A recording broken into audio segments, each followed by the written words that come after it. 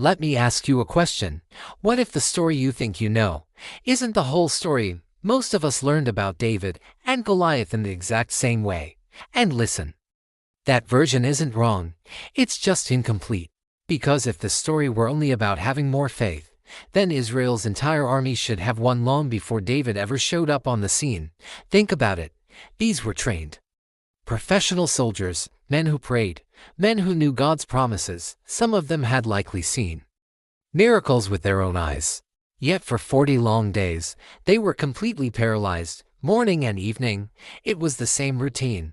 The same giant came out, shouted the same insults, and was met with the same terrified silence. So here's the question we don't usually ask. What if David didn't just step onto that battlefield with more courage, but with a better understanding? What if he saw something that every single other person there failed to notice? See, everyone else looked at Goliath and saw an impenetrable wall. Too tall, too strong, too impossible to overcome. But David looked at the same situation and saw something different. He saw distance. He saw timing. He saw movement. He saw an opening. Maybe he wasn't just louder in his faith. Maybe he was clearer in his vision. And that single shift in perspective changes absolutely everything. Now, don't get me wrong. This isn't a story about human cleverness replacing God's power. Not even close. It's a story about how true faith and practical wisdom often walk hand in hand, even when we try to separate them in our minds as if they're opposites. The truth is, they belong together. By the end of this story, you're going to realize something that might feel a little unsettling at first. Goliath never stood a chance. Not because David was magically fearless, and not just because the giant was cursed. It was because the battlefield itself was already tilted in David's favor, right from the start.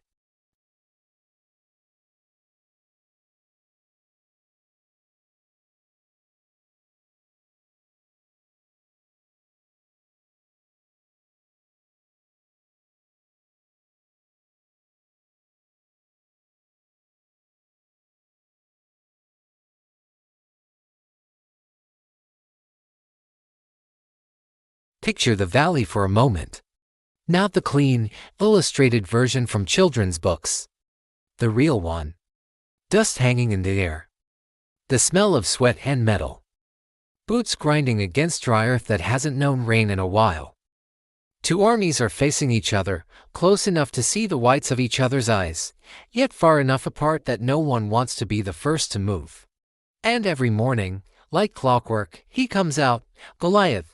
Huge, armored, calm in the way only someone who has never lost can be calm. His voice carries across the valley, heavy and mocking. Like thunder that doesn't bother to announce itself anymore.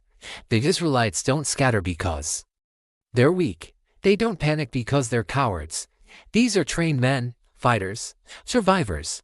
Some of them have been at war longer than David has been alive. They've killed. They've bled. They've prayed before battles and watched God deliver them. So why not now?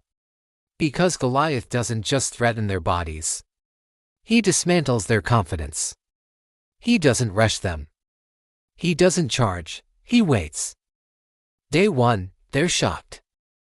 Day 5, they're tense.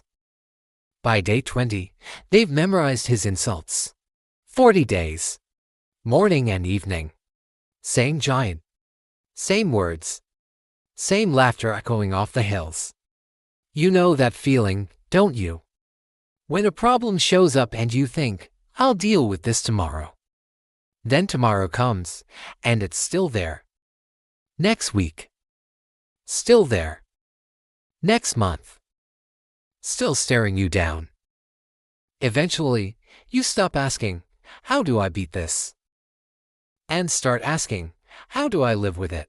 That's what's happening here. This isn't fear anymore. It's learned helplessness. They've tried every scenario in their heads. None of them end well. Whoever steps forward dies. And not just dies but dies publicly. Mocked, remembered as the one who tried and failed. So no one moves. Even Saul, the king, the tallest man in Israel. The one who was supposed to go first. But Saul has been listening too long, watching too closely. measuring himself against the wrong standard, and the longer he looks at Goliath, the smaller he feels. So the army waits, not because they don't believe in God, but because they can't imagine a future where this ends differently. They've become so focused on the size of their giant that they've forgotten the size of their God. Think about the giants in your own life, the challenges that seem impossible, that have been taunting you day after day. Maybe you've stopped trying to fight them and have just learned to live with them. But what if the story isn't over? What if, just like for Israel, help is on the way, even when you can't see it yet? That feeling of paralysis, of being stuck, is real. But it's not the end. Sometimes, all it takes is a new perspective, a different voice to break the silence. The story of what happens next changed everything, not just for an army, but for an entire nation, and it can change things for you too. If this story resonates with you, make sure to follow along for more. Thanks for watching. Have you ever felt like you walked into a room where you just didn't belong, like you were wearing the wrong clothes, asking the wrong questions, and everyone was looking at you like you were crazy? That's exactly where David finds himself. He doesn't stride onto the battlefield like a hero, sword in hand, ready for destiny. No, he walks in carrying lunch, bread, cheese, simple things for his brothers. His father's instructions were clear. Go check on your brothers. Make sure they're okay. That's it. No epic quest. No dramatic send-off. Just a simple errand, and David looks completely out of place. He's too young, too clean-faced, too ordinary. He's not a soldier. He hasn't been through boot camp. His name isn't on any roster. He's spent his days with sheep in quiet fields, not with soldiers on a noisy battle line. He knows the smell of grass and wool, not sweat and steel. So, when he shows up and starts asking questions, it immediately puts everyone on edge. He sees this giant, Goliath, mocking his people, and he asks, what will be done for the man who defeats him? Notice he doesn't say asterisk if asterisk someone defeats him, but asterisk when asterisk. That kind of certainty, coming from a kid holding a bag of bread, is jarring. It makes people uncomfortable. His own brothers, the ones he brought lunch for, are the first to snap at him. They know David. They know his relentless energy, his big imagination, and how he sometimes doesn't know when to just be quiet. They accuse him. You just came down here to watch the battle. You're arrogant. Go back to your sheep where you belong. They see him as a naive kid looking for a spectacle, completely missing the point. But David isn't trying to act tough or put on a show. He's genuinely confused. He looks at the situation and sees something totally different from everyone else. They see an unbeatable problem, a dead end. He sees an unanswered question, a challenge that's just waiting for a response, in a place paralyzed by fear. That kind of curiosity is a dangerous thing. Naturally, word starts to spread about this strange boy who won't stop talking. The one asking all the uncomfortable questions. The one who doesn't seem the least bit intimidated by the 9-foot giant that has the entire army hiding in their tents. Soon, King Saul himself hears about him and summons him. But when David stands before the king, Saul doesn't see a savior. He sees a problem, a liability. A kid who's going to get himself killed. You can't go up against him, Saul says, probably with a mix of pity and frustration. You're just a boy, and he's been a warrior since he was young. And here's the most interesting part. David doesn't argue. He doesn't puff out his chest or make some grand, boastful claim about his strength. He doesn't pretend to be something he's not. Instead, he just tells a story. A simple, quiet story about his life as a shepherd. He talks about a time a lion came to attack his flock, and another time a bear tried to steal a lamb. He describes these moments matter-of-factly, moments that happened out in the fields where no one was watching, where there was no audience to impress. He wasn't trying to be a hero then, he was just doing his job, protecting what was entrusted to him. This is the key. In this moment, standing before the king, David isn't brave in the way we usually think of it. He's not fueled by adrenaline or ego. He's attentive. He has learned to pay attention to the real threat, not just the noise. He spent years in solitude, learning to see things clearly without the distraction of a crowd's fear, where everyone else saw an invincible giant. David saw just another predator threatening his flock in this case. His people. He wasn't defined by their fear because he was guided by his attentiveness. And that, right there, is a power far greater than any sword or shield. It shows us that sometimes, the greatest strength isn't about being the biggest or the strongest in the room, but about being the one who sees things for what they really are. Thanks for watching. If this story resonated with you, hit that like button and subscribe for more content that looks at ancient wisdom in a new light. See you next time. Goliath roars again. Same insults, same loudness, same pure scorn. But this time, someone hears it differently. David catches something everyone else has tuned out. This isn't just an insult to Israel, it's an insult to God. And something inside David just snaps. It's not anger or pride. It's the offense you feel when someone insults a person you love deeply. He doesn't yell back. He doesn't charge. He just asks a question that changes everything. Who is this uncircumcised Philistine that he should defy the armies of the living God? That's the real turning point. Everyone else was comparing Goliath to themselves, to their own strength. But David, he measured Goliath against God. And suddenly, the giant didn't seem so big anymore. David saw clarity, and with clarity, fear loses its power. The battlefield was the same, but the perspective had changed. And from that moment on, nothing would ever be the same. Have you ever felt like you're wearing clothes that just aren't you, not just physically, but spiritually, mentally, professionally? That's the feeling I want to talk about today. And it starts with a story you might think you know. It's about a young man named David, a giant named Goliath, and a suit of armor. But the most important part of this story isn't the fight with Goliath. It's the moment just before. King Saul sees young David, determined to face this giant. And he does what any well-meaning leader would do. He offers David his own armor, the best stuff. King-sized, battle-tested. It's an act of care, not sabotage. He's trying to give David a fighting chance. So, Saul places his heavy helmet on David's head. It slips down over his eyes. He straps on the breastplate. It hangs awkwardly, too low. He gives him his sword, and it feels like an anchor, dragging him down. And here's the detail we often miss. David doesn't just say no thanks right away. He tries it on. He takes a few steps. He feels the weight, tests the movement. He gives it an honest try. This isn't a moment of teenage rebellion. It's a moment of profound discernment. He tries to walk, but he can barely move. Every step feels foreign. Every breath is shallow. Not because the armor is bad, it's great armor. It protected a king, but because it isn't his. Finally, David stops and says something incredibly powerful in its simplicity. I cannot go in these. Notice he doesn't say, I won't. He says, I can't. It's not a statement of defiance, but of honest limitation. This armor carries Saul's story, Saul's battles, Saul's fears, and Saul's strategy. If David wears it, he has to fight Saul's way. He would be fighting inside someone else's story, and he knows, deep in his gut, that he won't survive that way. So, he takes it off, piece by piece. The helmet, the breastplate, the sword. Each piece clatters to the ground. It's a quiet, simple act, but it's arguably the bravest thing he does all day.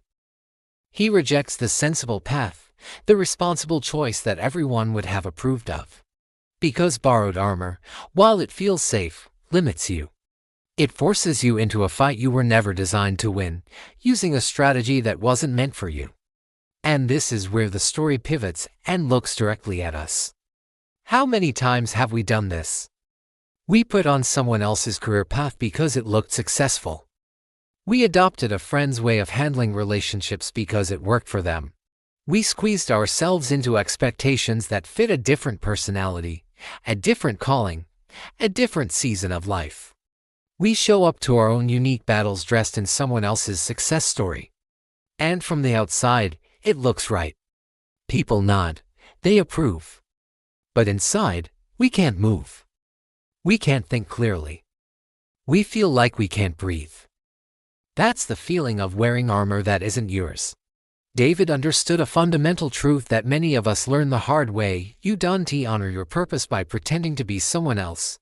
You honor it by showing up as you are, fully present, fully aware, and trusting the tools you were actually given.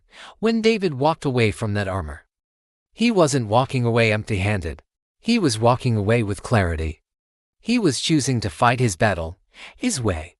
He chose 5 smooth stone tools he understood, tools that fit his story. So the question for us today is this: what borrowed armor are you wearing? What expectations, what methods, what sensible advice are you carrying that actually holds you back? Maybe it's time to have your own quiet, brave moment, to take it off, piece by piece, and feel the freedom of being able to finally move, to breathe, and to fight your battle as only you can. Thanks so much for watching. If this resonated with you, let me know in the comments. And don't forget to like and subscribe for more content like this. See you next time. Have you ever wondered what David really saw when he looked at Goliath? We all know the story, but there's a hidden layer, a brilliant strategy hiding in plain sight that changes everything. Everyone else in the valley that day saw Goliath and asked the same question: how do you beat a giant like that in close combat? Sword against sword, shield against shield, strength against strength. The answer was obvious: you don't. Goliath was built for close quarters fighting. That was his world, his comfort zone. He was a walking fortress, armored from head to toe, a massive bronze helmet, heavy scale armor, greaves on his legs, and a spear designed for devastating force at short range. He was terrifying if you played his game, but David never planned to fight up close. That's the key. Where everyone else saw unbeatable size, David saw slow reaction time. Where they saw impenetrable armor, David saw crippling weight. Where they saw raw power, David saw limitation. Think about it. Goliath's height meant his limbs took longer to move. Every step in that heavy armor cost him precious energy, and his flexibility, almost zero. He was a tank, but tanks can't pivot quickly. There's also a subtle clue in the story that most of us miss. Goliath taunts David, saying, "Am I a dog, that you come at me with sticks?" Plural, sticks. But David was only carrying one staff. This small detail suggests something might have been wrong with Goliath's vision. Historically, this makes sense. Warriors in heavy helmets often had very limited sight. Narrow slits for eyes meant poor peripheral vision, making it hard to track a fast-moving target at a distance. David, a shepherd who spent his life observing quick predators and even quicker sheep, would have noticed this. He understood that hesitation, even for a second, could be fatal. His entire life was about managing distance and reacting to sudden movements. So, what did David do? He didn't charge forward. He didn't try to match strength. He did what a shepherd does best. He created space. He ran not directly at Goliath, but into his own perfect range. Then he stopped. His movements were smooth, practiced, calm. The sling wasn't a desperate, last-ditch effort. It was the entire plan from the very beginning. This wasn't just blind faith replacing strategy. It was faith expressed through strategy. David trusted God enough to think clearly, to act deliberately, and to use the skills he had mastered his whole life. In that single moment, the entire battlefield tilted. Goliath was no longer a giant. He was just a large, slow-moving target. His strength was useless, his armor a burden. David had redefined the fight. He turned Goliath's greatest advantages into his biggest weaknesses. He saw what no one else could because he wasn't blinded by fear. He was focused on the reality of the situation. He didn't ask, "How big is the giant?" He asked, "What are his vulnerabilities?" And in that question, he found his victory. This isn't just an ancient story. It's a powerful lesson for us today. When we face our own Goliaths, whether it's a huge project, a difficult challenge, or an overwhelming fear, our first instinct is often to focus on the size of the problem. We try to fight it on its own terms, head-on, and we get discouraged. But what if we took a step back, like David? What if we looked for the limitations, the weak spots, the unconventional angle? What if we use the skills we already have, the ones we've practiced our whole lives, instead of wishing we had different tools? The solution is often not about becoming stronger, but about becoming smarter. It's about changing the rules of the game. So next time you're facing a giant, don't just look at its size, look for its weakness. Look for your sling. Thanks for watching. If this idea changed the way you see this story, hit that like button and subscribe for more content that looks deeper. See you in the next one. Have you ever faced a problem so big it felt like a giant standing in your way? We all have. We imagine this epic, drawn-out battle, a long, hard struggle where we have to give everything we've got just to survive. But what if the most important battles aren't won like that? What if the victory isn't in the fight itself, but in a single, decisive moment before the fight even begins? Let's go back thousands of years, to a dusty valley where two armies are at a standstill. On one side, a champion named Goliath, a mountain of a man clad in bronze armor, a walking fortress. On the other, a young shepherd named David, with no armor, no sword, just a sling and a few smooth stones. Everyone expects a massacre. A brutal, one-sided fight. But that's not what happens. Think about that moment. Forget the epic movie scenes you've imagined. There's no long, drawn-out duel, no dramatic exchange of blows, no back-and-forth struggle. There is only a decision. David steps onto the battlefield, not with fear, but with focus. He's not looking at the giant. He's looking at the target. He reaches into his pouch and pulls out a single stone. It's a familiar feeling, the weight, the texture. He's done this 1,000 times before, protecting his flock from lions and bears. This is his skill, honed in solitude. Far from any battlefield, he places the stone in his sling. He begins to swing it. Once, twice, 3 times. The whoosh of the sling cutting through the air is a familiar rhythm. It's grounding. It's not an act of desperation. It's an act of precision. In that swing, there's no doubt. No hesitation. There's only complete trust in his ability and his purpose. Then, he lets it go. The stone flies. One stone. One single, unchangeable path. One moment where everything, the preparation, the practice, the faith, all aligns perfectly. It's a blur of motion, a straight line to its destination. The stone strikes Goliath right in the forehead. The one small, vulnerable spot in his otherwise impenetrable armor. And what happens next is just as surprising as the shot itself. Goliath doesn't roar in anger. He doesn't stumble forward, trying to fight back. He just falls, face first into the dirt. A heavy, final thud. He's still. The battle is over before it ever truly began. For a moment, the entire valley goes silent. Not with cheers, but with shock. The soldiers on both sides, who were expecting a spectacle of violence, can't process what they've just witnessed. This wasn't chaos. This wasn't a lucky shot. It was calm. It was measured. It was absolute. It was the result of a single, focused action. David doesn't stop to celebrate. He doesn't pump his fist in the air. He simply walks forward, calm and composed, and finishes what he started. In that moment, the impossible becomes undeniable. The giant is down. This story isn't just about a shepherd boy defeating a giant. It's a powerful lesson for all of us. Sometimes, the biggest challenges in our lives don't require a long, brutal fight.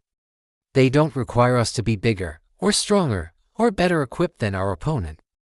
They require a single moment of clarity. A moment of decisive action, rooted in preparation and faith in our own abilities. What's the giant in your life right now? A daunting project. A difficult conversation. A fear that's holding you back. Maybe you don't need to prepare for a long, exhausting war. Maybe what you need is to find your one stone. What is the one single, focused action you can take right now that will change everything? The one move that cuts through all the noise and complexity and hits the target. It's about identifying that one vulnerable point, that one key action, and executing it with complete focus and confidence. It's not about fighting harder. It's about fighting smarter. It's about understanding that victory often hinges on a single, decisive moment. So, find your stone, practice your swing, And when the time comes, don't hesitate. Take your shot. You might be surprised to see how quickly your giants can fall. Thanks for watching. And if this resonated with you, consider subscribing for more stories that can change the way you see the world. So, you know the story of David and Goliath, right? Small shepherd, big giant, one stone, and a legendary takedown. But have you ever thought about what happened a minute after Goliath hit the ground? Because that's where the real story, the one that changes everything, truly begins. See, when the giant fell, the Philistine army didn't just stand there, shocked. They didn't regroup, they didn't counterattack, they ran, they absolutely bolted. Why? Because Goliath wasn't just a warrior, he was more than that. He was an idea. He was a walking, talking billboard for hopelessness that screamed, "You can't win, you shouldn't even try. This is how it is, and this is how it will always be." For 40 long days, that idea had paralyzed an entire army.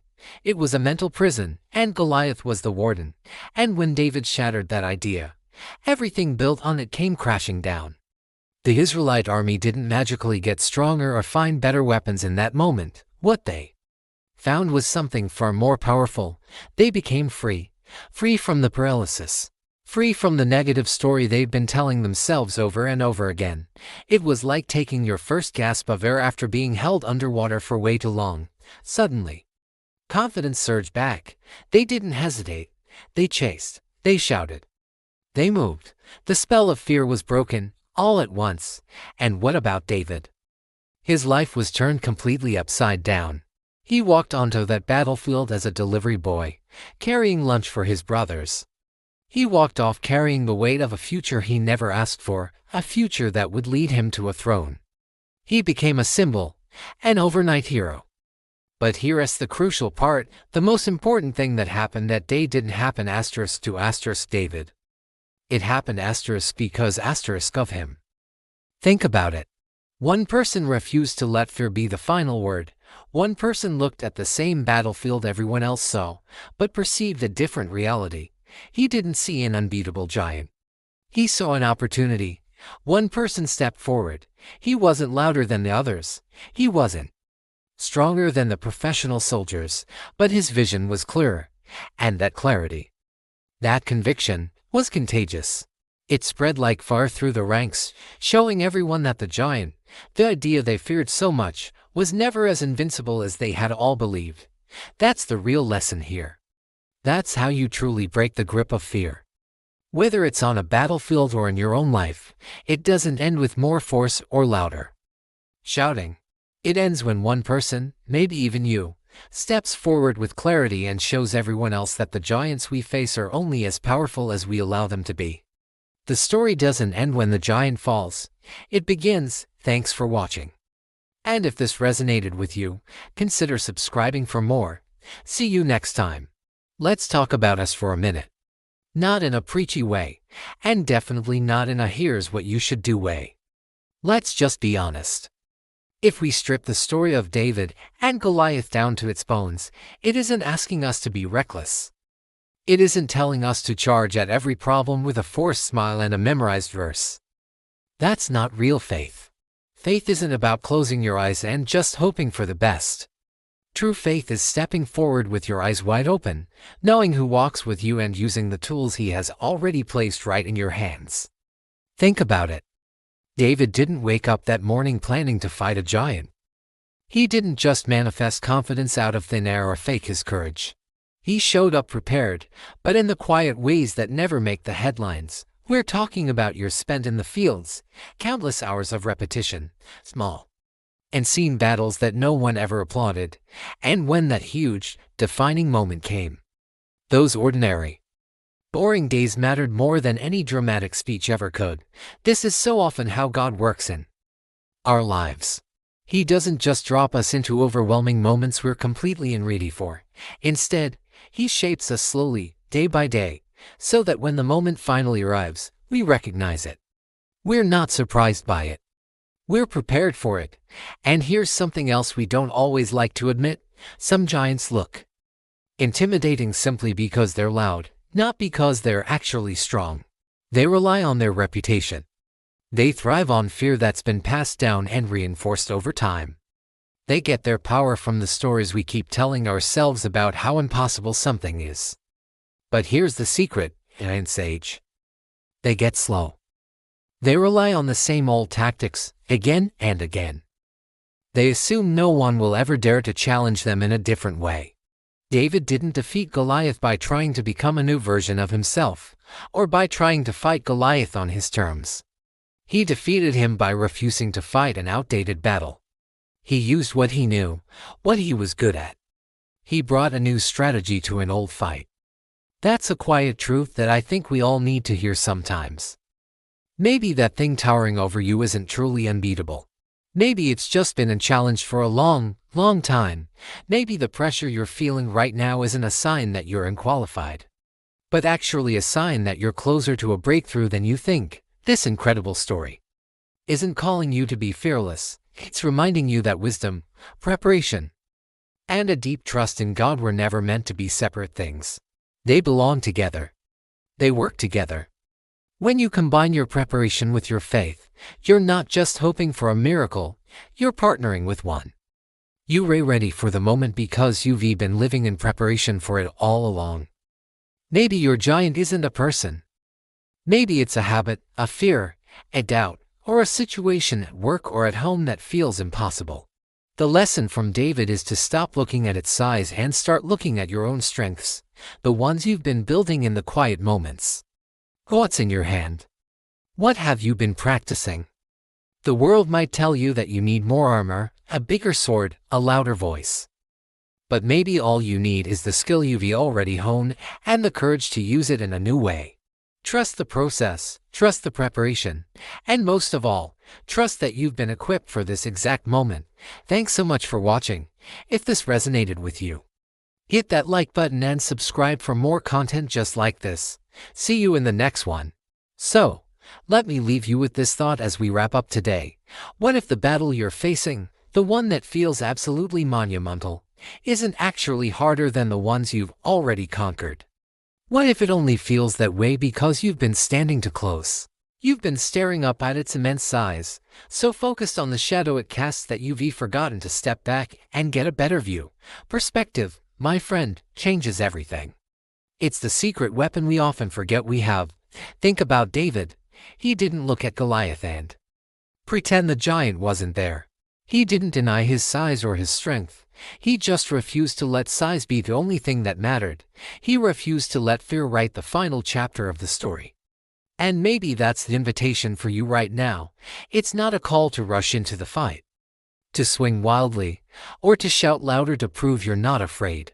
The invitation is simpler and much more powerful. It's an invitation to pause, just for a moment, to breathe, and to start asking better questions, instead of asking, how can I possibly win? What if you asked, what tools do I already have, instead of focusing on what you lack?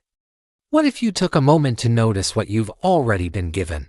Every season of your life, even the quiet, seemingly unproductive ones, has been preparing you for this. God doesn't waste seasons.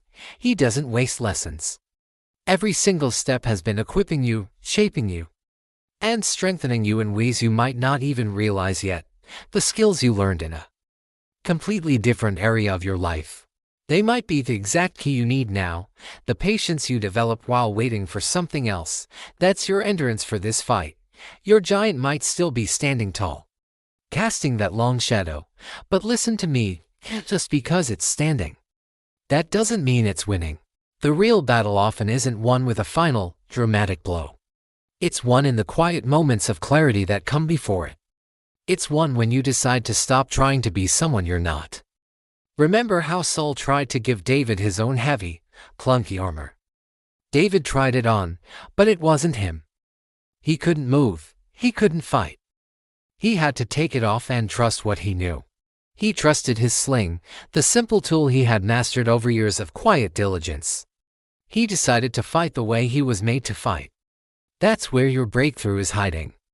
It's in the decision to stop wearing someone else's armor, to stop following someone else's formula for success, or fighting with strategies that don't feel right in your gut. No drama, no frantic rush, Just clarity. The kind of clarity that comes when you get quiet and listen to that inner wisdom. And let me tell you, that kind of clarity has a way of changing absolutely everything. It rearranges the battlefield. It reveals weaknesses in the giant you never saw before. It reminds you of your own strength. If this story, this idea, stirred something in you today, don't just brush it off. Sit with it for a while.